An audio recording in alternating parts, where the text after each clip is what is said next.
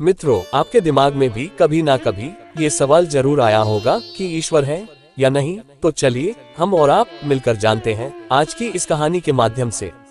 तो नमस्कार और स्वागत है हिंदी स्टोरी में एक बार फिर से। बुद्ध ने क्यों कहा कि ईश्वर नहीं है? मित्रों, गौतम बुद्ध अपने जीवन काल में अपने प्रवचनों से मानव जीवन में क्रांति लाई थी और हम जानते हैं कि गौतम बुद्ध की बातों में जीवन जीने की कला की चाबी छुपी हुई है। उनके जीवन में घटित हुई घटनाओं से बहुत कुछ सीखने को मिलता है।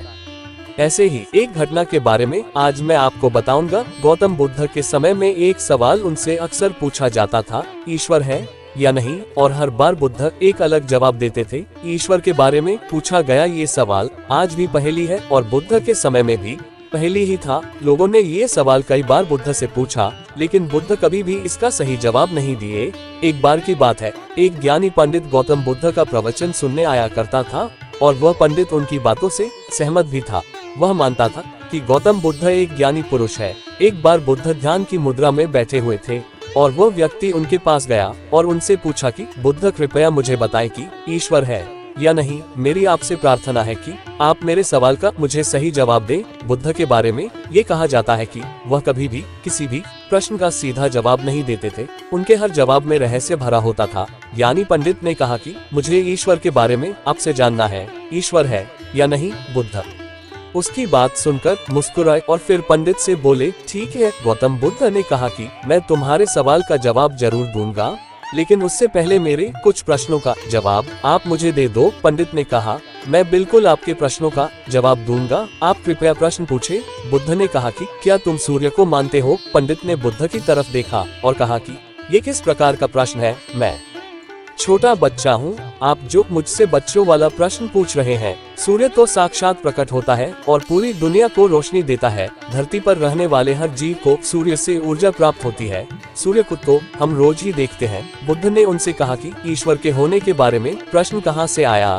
क्योंकि जिस प्रकार सूर्य हमारे सामने है, उसके होने का कोई प्रश्न नहीं होता।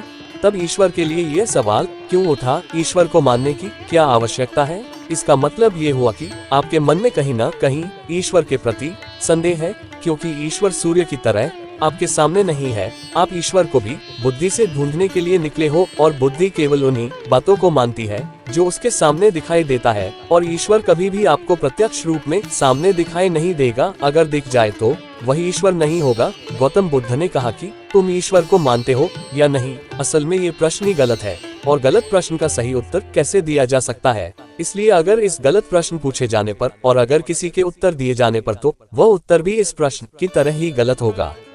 पंडित बुद्ध की बात सुनकर थोड़ा भ्रमित सा हो गया। उसने कहा कि बुद्ध, आप किस तरह की बातें कर रहे हैं? मुझे कुछ समझ नहीं आ रहा है।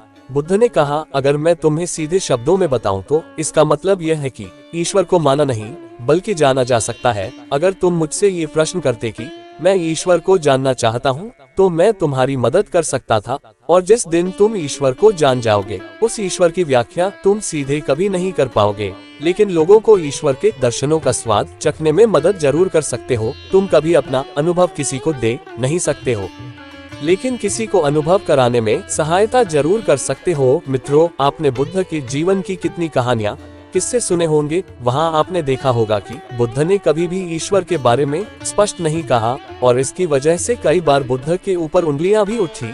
लोगों ने यहाँ तक कहा कि बुद्ध कुछ भी नहीं जानते, क्योंकि बुद्ध इस तरह के प्रश्नों का ठीक से उत्तर कभी नहीं देते थे। गौतम बुद्ध इस तरह के प्रश्नों से हमेशा बचा करते थे, क्योंकि ईश्वर और आत्मा के संबंध में कोई उत्तर दिया ही नहीं जा सकता है, और अगर कभी देना भी पड़े तो वह उदाहरण के माध्यम से उसे समझाने का प्रयास करते थे, क्योंकि ईश्वर और आत्मा के संबंध में कोई उत्तर दिया ही नहीं जा सकता है। ये संभव ही नहीं है। और मेरा यह मानना है कि बुद्ध को सचमुच ज्ञान प्राप्त हुआ था। वो उस ईश्वर का अनुभव कर चुके थे, और कोई भी व्यक्ति जो इस अनुभव को प्राप्त कर चुका हो, वह कभी भी ईश्वर के बारे में, ज्ञान के बारे में सीधा सीधा कभी नहीं बताता। वह आपके प्रश्न को बीच में ही लटका देता है, क्योंकि वह चाहता है कि आप उसका स्वाद चखोगे। गौतम बुद्ध ने कभी वह गलती नहीं की जो आज के कुछ धर्मगुरु कर रहे हैं। कहने का मतलब है कि जितने भी ज्ञानी पुरुषों ने ईश्वर के बारे में स्पष्टीकरण किया, उनके अनुयायियों ने उनके धर्म गुरुओं द्वारा ईश्वर के बारे में कही हुई बातों को मान लिया और अपने अलग अलग समुदाय बना लिए। फिर क्या हुआ, आप ये देख ही रहे हैं। उन गुरुओं द्वारा दी गई प्रामाणिकता के आधार पर आज वह सभी समुदाय एक दूसरे के दुश्मन बने हुए घूम रहे हैं और हथियारों के दम पर ये प्रमाणित करना चाहते हैं कि मेरा गुरु सही है, मेरा ईश्वर सही है। वह लोग ये कहते हैं कि तुम अपनी ईश्वर को छोड़ो और हमारे ईश्वर को मानो, क्योंकि हमारा ईश्वर सत्य है। अगर कोई व्यक्ति ईश्वर की सीधी व्याख्या कर देगा तो आगे आने की भीड़ उसकी बातों को मान लेगी। वह भी ईश्वर का अनुभव कभी नहीं करेगी। वह भीड़ तो केवल आपकी कही गई बातों के आधार पर किताबें लिख देगी और हाथ में तलवार लेकर चल पड़ेगी कि हम अपने समुदाय को बढ़ाएंगे, अपने धर्म को बढ़ाएंगे, प्रचार प्रसार करेंगे। शायद बुद्ध इस बात को जानते थे, इसीलिए उन्होंने कई बार ईश्वर के वजूद को भी इनकार इसलिए किया कि आपकी प्यास और गहरी हो सके, आप उसको जानने के लिए उतावले हो जाए। अगर बुद्ध ईश्वर के बारे में सीधे सीधे कह दे तो भीड़ आसानी से उनकी बात मान जाएगी। और ऐसे ही हमने धरती पर ना जाने कितने ही ईश्वर और भगवान को जन्म दे दिया है। ऐसा लगता है कि ईश्वर ने मनुष्य को नहीं बनाया, बल्कि मनुष्य ने ईश्वर को बनाया है।